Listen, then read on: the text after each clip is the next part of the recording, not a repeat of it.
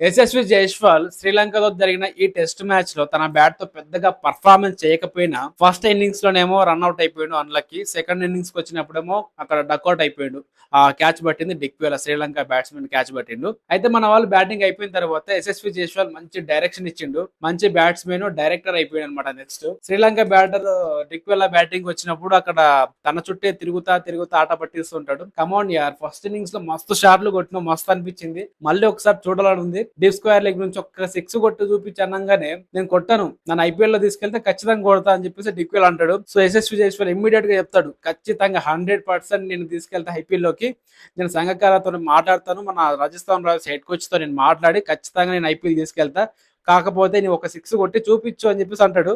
Immediate గా next ball ఇంకా next minute అక్కడ ప్రసిద్ధ్ కృష్ణ బౌలింగ్ వేస్తే దాని 4 or 6 కొట్టి చూపిద్దా అని చెప్పేసి అనుకున్నాడు. కానీ అది ఇమీడియట్ గా పైన ఒక ఎడ్జ్ లో దాగి వెనకాల వికెట్ కీపర్ కి డైరెక్ట్ గా చేతిలోకి క్యాచ్ వెళ్ళిపోయింది. రిషబ్ పంత్ వెనకాల క్యాచ్ పట్టేసిండు.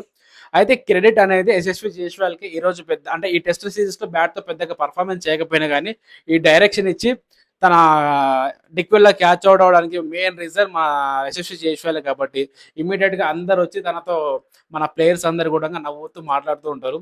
సో యశస్వి జైస్వాల్ ఇచ్చిన ఈ డైరెక్షన్ పైన, ఈ క్యాచ్ అవుట్ పైన మీ అభిప్రాయం ఏంటో కింద కామెంట్ చేయండి.